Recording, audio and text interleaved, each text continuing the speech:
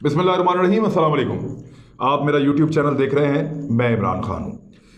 नाज़रीन, हम अभी पिछली एपिसोड में तज़किरा कर रहे थे अर्तुग़रुल गाज़ी का और उनके बेटे उस्मान का, जिसने खुलाफत उस्मानिया की बुनियाद रखी। बड़े तगड़े लोग थे, बड़े पक्के मुसलमान थे और इन्होंने 650 साल तक अपने उसूलों के ऊपर हुक्मरानी की है और खिलाफत चलाई है। मुसलमानों का झंडा और इस्लाम का झंडा इन्होंने बुलंद रखा है और दुनिया से हार नहीं मानी। बहुत सारी जंगें लड़ी हैं, बहुत सारे इलाके फतह किए हैं और इस्लाम को बेशुमार इलाकों तक फैलाया है।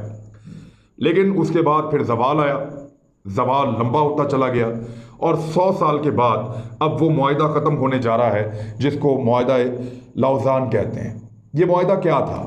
जब उस्मानिया खिलाफत का खात्मा होता है तो बरतानिया अपने हलीफों के साथ मिलकर मजबूर करता है तुर्की को कि वो अपनी बाउंड्री में बंद हो जाए और 5 शराइत रखता है। वो 5 शराइत आज भी फ्रांस के अंदर मौजूद हैं। वहाँ पे उनके पास एक जगह पे वो फ्रेंच के अंदर वो लिखा हुआ है मुआहिदा, वो उन्होंने संभाल के रखा हुआ है।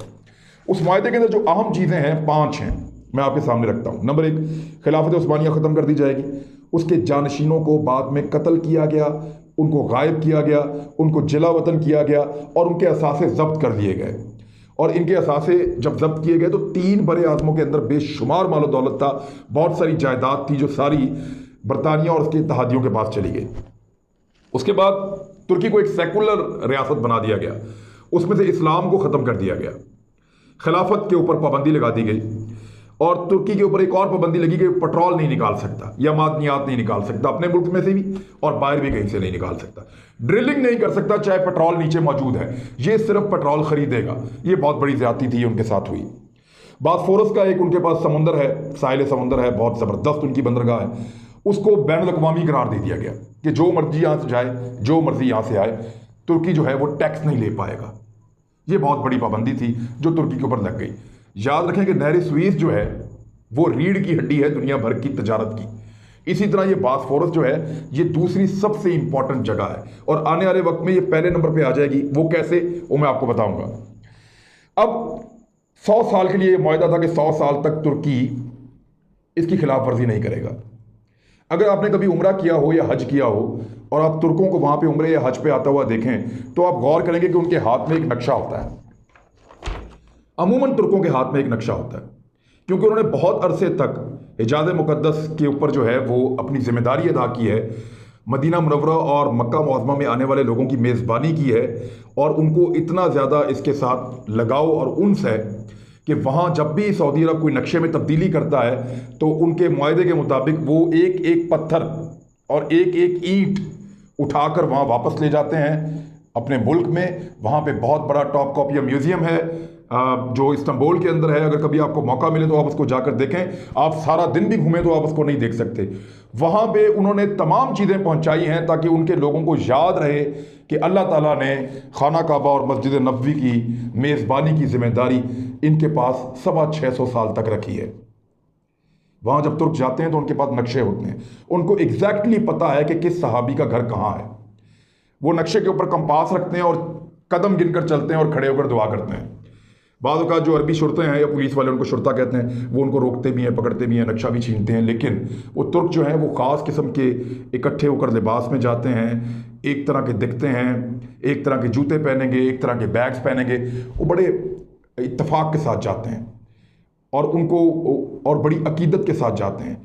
और वहाँ पे मैंने ये महसूस किया और कई और लोगों से भी सुना कि तुर्क अक्सर खाना काबा को पकड़ के ये दुआ करते हैं कि अल्लाह ताला अपनी नाराज़गी ख़त्म कर दे, जो मेज़बानी का शरफ तूने हमें दिया था वो हमें वापस दे दे। तुर्कों की पिछले 100 साल की दुआएं हैं। उन्होंने खाना काबा और मस्जिद नबी में रो रो के दुआएं मांगी हैं कि आप अल्लाह ताला हमसे नाराज़गी ख़त्म कीजिए और अपने नबी के सदक़े में हमें ये मेज़बानी वापस दे दीजिए। ये तुर्कों की ख्वाहिश है। अब ये जिम्मेदारी इस वक्त आले सऊद के पास है, जो सऊदी अरब के बादशाह हैं, जो वहाँ के हुक्मरान हैं। लेकिन तुर्क ये कहते हैं कि ये जिम्मेदारी हमसे छीन ली गई थी और हमें इस बात का शदीद अफसोस और दुख है। अब दोनों पाकिस्तान के बरादर मुल्क हैं, लेकिन तुर्कों की अपनी एक ख्वाहिश है, उसका भी हम एहतराम करते हैं, और एक जिम्मेदारी आले सऊद के पास है, उसका भी एहतराम करते हैं। लेकिन इन दोनों में से इसका अहल कौन है, इसका फैसला आप सब अपनी जगह पे कर सकते हैं। कुछ फैक्ट्स मैं आपके सामने रख सकता हूँ। अब 100 साल खत्म होने वाले हैं, तुर्की करेगा क्या? तुर्की सबसे पहले जो उसका प्लान है वो ड्रिलिंग शुरू करेगा तेल के लिए। बहुत सारी जगहों पे तुर्की में तेल मौजूद है, वो तेल निकालेगा, दुनिया को बेचेगा, या अपनी ज़रूरत का तेल फौरन निकालेगा और इसमें खुद कफील होने की कोशिश करेगा। दूसरा, वो बॉस्फोरस के समंदर पे टैक्स लगाएगा। वो टैक्स लेने की कोशिश करेगा, जो जहाज वहां से गुजरते हैं उनसे कहेगा कि 100 साल मुकम्मल हो गए, अब आप टैक्स दें, टैक्स दिए बगैर हम आपको यहां से नहीं जाने देंगे। उसके अलावा तुर्की एक नहर बनाने की तैयारी कर रहा है जिसका नाम इस्तंबुल कैनाल रखा गया है। ये कैनाल जो है ये मुस्तकबिल के अंदर आने वाले 5-7 साल के अंदर ये नहर स्वीज से ज़्यादा इंपॉर्टेंट एक नहर बन जाएगी।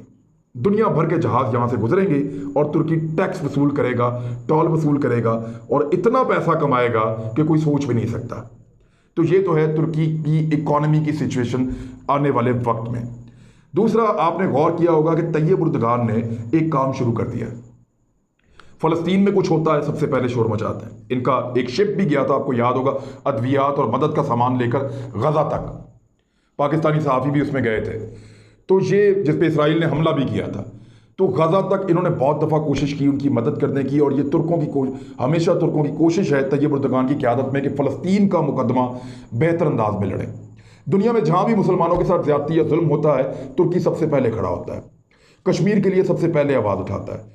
और जहाँ पे भी, यानी अभी कुछ अरसा पहले बर्मा में मुसलमानों के साथ जो कुछ हुआ, म्यांमार में, उसका नया नाम म्यांमार है, पुराना नाम उसका बर्मा है, वहाँ जो मुसलमानों के साथ वहाँ की हुकूमत ने किया, तो तैयब उर्दगान और उनकी वाइफ ने अपना रोल प्ले किया।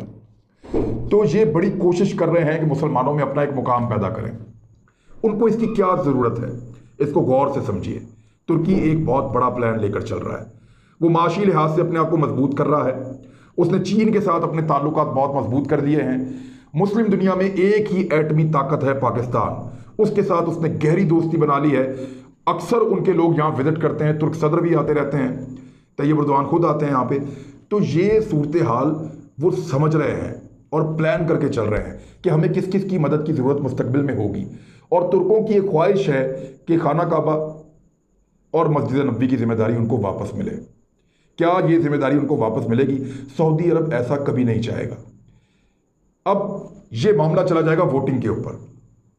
ईरान का वोट बहुत अहम है, पाकिस्तान का वोट बहुत अहम है, भारत बड़ा अहम हो जाएगा, उसमें मुसलमान बहुत बड़ी तादाद में रहते हैं। सेंट्रल एशियन ममालिक, उनकी बड़ी अहमियत है।